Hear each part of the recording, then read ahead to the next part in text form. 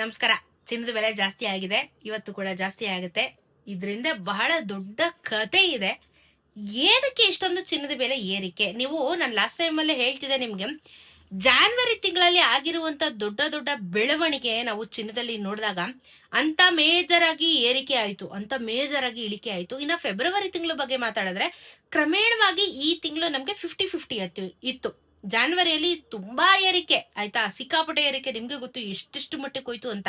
ಫೆಬ್ರವರಿಯಲ್ಲಿ ಎಲ್ಲ 50-50 ನಡೀತು, ಸ್ವಲ್ಪ ಮ್ಯಾನೇಜಬಲ್ ಆಯ್ತು. ಓಕೆ, ಚಿನ್ನ ಖರೀದಿ ಮಾಡೋರು ಮಾಡಬಹುದು ಅಂತ ರಿಲೀಫ್ ಕೂಡ ಸಿಕ್ತು. ಆದ್ರೆ ಇಷ್ಟೊಂದು ಏರುಪೇರು ಆಗ್ತಾ ಇರೋದಕ್ಕೆ ಕಾರಣ ಏನು? ಇದರಿಂದ ಏನಾದ್ರೂ ಒಂದು ಇರ್ಬೇಕಲ್ವಾ? ಯಾಕೆ ಹಿಂಗೆ ಏರಿಕೆ ಆಗ್ತಾ ಇದೆ ಅಂತ ಹೇಳಿ ಅದ್ರ ಬಗ್ಗೆ ನಾನು ಈ ವಿಡಿಯೋದಲ್ಲಿ ಹೇಳಿ ಇವತ್ತಿನ ಚಿನ್ನ ಮತ್ತು ಬೆಳ್ಳಿ ದರದ ಬಗ್ಗೆನೂ ತಿಳಿಸ್ಕೊಡ್ತೀನಿ. ಎಲ್ಲಾ ವಿಚಾರಗಳನ್ನ ತಿಳ್ಕೊಳ್ಳಿ, ನಿಮ್ಗೂ ನಾಲೆಜ್ ಇಂಪ್ರೂವ್ ಆಗುತ್ತೆ. ಅಂಡ್ ಅದ್ರ ಬಗ್ಗೆ ಹೌದಲ್ವಾ, ಹಿಂಗೂ ನಡೀತಾ ಇದೆಯಾ ಆಚೆ ಕಡೆ ಅಂತ ಹೇಳಿ ನಿಮ್ಗೂ ಒಂದಷ್ಟು ನ್ಯೂಸ್ಗಳು ಸಿಗ್ತಾ ಹೋಗುತ್ತೆ. ಚಾನೆಲ್ ಸಬ್ಸ್ಕ್ರೈಬ್ ಮಾಡ್ಕೊಳ್ಳಿ, ವಿಡಿಯೋನ ಕಂಪ್ಲೀಟ್ ಆಗಿ ವಾಚ್ ಮಾಡಿ. ಈಗ USA ಮತ್ತೆ ಇರಾನ್, ಓಕೆನಾ, ಈ ಎರಡು ದೇಶಗಳ ಮಧ್ಯೆ ಒಂದು ಯುದ್ಧ ನಡೆಯುವಂತ ಒಂದು ಸಂದರ್ಭಗಳು ಉಂಟಾಗ್ತಾ ಇದಾವೆ. ಇಲ್ಲಿ ಕಡೆ ನಿಮ್ಗೆ ಡೊನಾಲ್ಡ್ ಟ್ರಂಪ್ ಗೊತ್ತಿದ್ದಾರೆ ನಿಮ್ಗೆ, USA ಪ್ರೆಸಿಡೆಂಟ್. ಇಲ್ಲಿ ಇವರು ಇರಾನ್ ಅವರಿಗೆ ಸರ್ಟನ್ ಟೈಮ್ ಲಿಮಿಟ್ ನ ಕೊಟ್ಟಿದ್ರು. ಆಕ್ಚುಲಿ ಹೋದ ವಾರದಲ್ಲೇ ಲಾಸ್ಟ್ ಆಗ್ಬೇಕಿತ್ತು.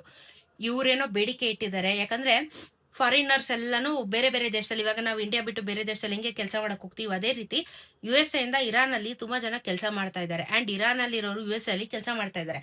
ಇವ್ರು ಅವ್ರನ್ನ ಬಿಡ್ತಿಲ್ಲ, ಇವ್ರನ್ನ ಬಿಡ್ತಿಲ್ಲ. ಹಾಗಾಗಿ ಟ್ರಂಪ್ ಕೆಲವೊಂದಷ್ಟು ಇಂಟರ್ನಲ್ ವಿಚಾರಗಳಿರುತ್ತೆ, ನೀವು ಅವ್ರನ್ನ ಕಳ್ಸ್ಕೊಡಿ, ನಿಮ್ಗಿಷ್ಟು ಟೈಮ್ ಕೊಡ್ತೀವಿ, ಅದು ಇದು ಅಂತ ಹೇಳಿ ಇವ್ರು ಮಾಡಿದ್ರು. ಅವರು ಕಳ್ಸ್ಕೊಡಕ್ ರೆಡಿ ಇಲ್ಲ. ಆದ್ರೆ ಇಲ್ಲಿ ಚಿನ್ನಕ್ಕೂ ಇದಕ್ಕೂ ಏನ್ ಸಂಬಂಧ ಅಂತ ಕೇಳ್ಬೋದು. ಮೆಜಾರಿಟಿ ನಮ್ಮ ಇಡೀ ಭೂಮಿಯಲ್ಲೇ, ವರ್ಲ್ಡ್ ಅಲ್ಲೇನೆ ಚಿನ್ನ ಎಲ್ಲಿಂದ ಬರುತ್ತೆ ಅಂಡ್ ಡೀಸೆಲ್ ಪೆಟ್ರೋಲ್ ಎಲ್ಲಿಂದ ಬರುತ್ತೆ ಗೊತ್ತಿದ್ಯಾ ನಿಮ್ಗೆ? Most of the gold, silver materials, raw materials ಬರೋದು ಈ ಒಂದು ದೇಶಗಳಿಂದ. ಯಾವ ದೇಶಗಳಿಂದ?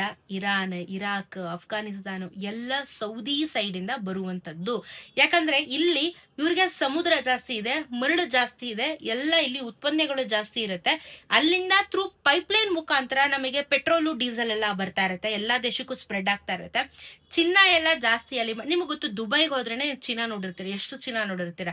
ಸೊ ಹಾಗಾಗಿ ಅಲ್ಲಿಂದ ಜಾಸ್ತಿ ಇಂಪೋರ್ಟ್ ಮಾಡ್ತಾ ಇರ್ತಾರೆ, ಎಕ್ಸ್ಪೋರ್ಟ್ ಮಾಡ್ತಾ ಇರ್ತಾರೆ. ಹಾಗಾಗಿ ಮೆಜಾರಿಟಿ ಚಿನ್ನಗಳು ಈ ಕಡೆ ಸೌದಿ ದೇಶಗಳಿಂದ ಬರೋದ್ರಿಂದ ಇಲ್ಲಿ ಇರಾನು ಮತ್ತೆ USA ಜಗಳ ಆಡ್ತಾ ಇರೋ ಕಾರಣ ಚಿನ್ನದ ಬೆಲೆ ಏರಿಕೆ ಆಗ್ತಾ ಇದೆ. ಏನಕ್ಕೆ? ಇವರು ಡಿಮ್ಯಾಂಡ್ ಇಡ್ತಾರೆ, ಇವರು ರೈಸ್ ಮಾಡ್ತಾರೆ, ಇದು ಪ್ರಾಬ್ಲಮ್ ಆಗಿರೋದು. ಹಾಗೆ ಇವ್ರ ಮಧ್ಯೆ ಒಂದ್ ಸ್ವಲ್ಪ ಇಂಟರ್ನಲ್ ಅವ್ರದ್ದು ಫೈನಾನ್ಷಿಯಲಿ ಅದು ಇದು ಎಲ್ಲ ಪ್ರಾಬ್ಲಮ್ಗಳಿರುತ್ತೆ, ಅದೆಲ್ಲಾನು ಎಫೆಕ್ಟ್ ಆಗ್ತಾ ಇದೆ. ಆಮೇಲೆ ಇದೊಂದೇ ಅಂತ ಹೇಳ್ತೇನೆ ನಾನು, ಸ್ಟಾಕ್ ಮಾರ್ಕೆಟ್ ಇವಾಗ ಚಿನ್ನ ಖರೀದಿ ಮಾಡೋರು ಹೆಂಗಾಯ್ತು ಅಂದ್ರೆ, ಬರೀ ಗೋಲ್ಡ್ ಮೇಲೆ ಸ್ಟಾಕ್ ಮಾರ್ಕೆಟ್ ಅವರು ಇನ್ವೆಸ್ಟ್ ಮಾಡಿದ್ರು. ಸ್ವಲ್ಪ ಮಟ್ಟಿಗೆ ಸಮಾಧಾನ ಮಾಡ್ಕೊಂಡ್ರೆ ಸಿಲ್ವರ್ ಮೇಲೆ ಇನ್ವೆಸ್ಟ್ ಮಾಡೋದಕ್ಕೆ ಶುರು ಮಾಡಿದ್ರು. ಯಾಕಂದ್ರೆ ಇವ್ರಿಬ್ರು ಕಿತ್ತಾಡ್ತಾ ಇರೋ ಮಧ್ಯ ಸ್ಟಾಕ್ ಮಾರ್ಕೆಟ್ ಅವರು ಲಾಭ ಮಾಡ್ಕೊಂತಾ ಇದ್ದಾರೆ. ಯಾಕಂದ್ರೆ ಅವ್ರು ಕಿತ್ತಾಡಿದ್ರೆ ಇವ್ರ ಪ್ರೈಸ್ ಬೀಳುತ್ತೆ, ಇವ್ರು ಕಿತ್ತಾಡಿದ್ರೆ ಇವ್ರ ಪ್ರೈಸ್ ಬೀಳುತ್ತೆ. ಹೌದು, ಮನುಷ್ಯರು ಕಿತ್ತಾಡಿದ್ರೆ ರಾ ಮೆಟೀರಿಯಲ್ಸ್ ಮೇಲೆ ಪ್ರೈಸ್ ಏರಿಕೆ ಇಳಿಕೆ ಎಲ್ಲ ಆಗೋದು ನಮಗೆ. ಸೊ ಇವ್ರು ಕಿತ್ತಾಡ್ತಾ ಇರೋದ್ರಿಂದ ಇಲ್ಲಿ ಮಧ್ಯದಲ್ಲಿ ಸ್ಟಾಕ್ ಮಾರ್ಕೆಟ್ ಗಳವ್ರು ಏನ್ ಮಾಡ್ತಾ ಇದಾರೆ, ಇನ್ವೆಸ್ಟರ್ ಗಳು ಏನ್ ಮಾಡ್ತಾ ಇದಾರೆ, ಆ ದೇಶದಿಂದ ಇವತ್ತು ನನಗೆ ಇಷ್ಟು ಚಿನ್ನ ಬರುತ್ತೆ, ನಾನು ಇಷ್ಟು ಇನ್ವೆಸ್ಟ್ ಮಾಡಿದ್ರೆ ನಾಳೆ ದಿನ ನಂಗೆ ಅಷ್ಟು ಸೋರ್ಸ್ ಬರುತ್ತೆ, ಅಥವಾ ನಾನು ಇಂಪೋರ್ಟ್ ಎಕ್ಸ್ಪೋರ್ಟ್ ಮಾಡ್ಕೋಬಹುದಲ್ವಾ ಅಂತ ಅನ್ಬಿಟ್ಟು ಹೂಡಿಕೆ ಮಾಡ್ತಾ ಇದ್ದಾರೆ. ಹಾಗಾಗಿ ಇಷ್ಟೊಂದು ಬೆಲೆ ಏರಿಕೆ ಆಗ್ತಾ ಇರೋದು. ಅಂಡ್ ಇನ್ನೊಂದು ಸ್ವಲ್ಪ ದಿನಗಳಲ್ಲಿ ಚಿನ್ನದ ಬೆಲೆ ವಿಪರೀತವಾಗಿ ಏರಿಕೆ ಆಗುತ್ತೆ. ಇದು ಕೂಡ ಬಂದಿದೆ ಸರ್ವೆಯಲ್ಲಿ ಇವಾಗ. ಯಾಕಂದ್ರೆ ಇನ್ವೆಸ್ಟರ್ಸ್ ಗಳು ಜಾಸ್ತಿ ಆಗ್ತಾ ಇದ್ದಾರೆ ಗೋಲ್ಡ್ ಗಳ ಮೇಲೆ. ಹಾಗಾಗಿ ಇನ್ವೆಸ್ಟರ್ಸ್ ಜಾಸ್ತಿ ಆದಂಗೆ ಚಿನ್ನದ ಬೆಲೆ ಜಾಸ್ತಿ ಆಗುತ್ತೆ ಅಂತ ಹೇಳ್ಬಿಟ್ಟು ಈಗ ಒಂದು ಕ್ಲೀನ್ ಆಗಿ ವರದಿ ಬಂದಿದೆ.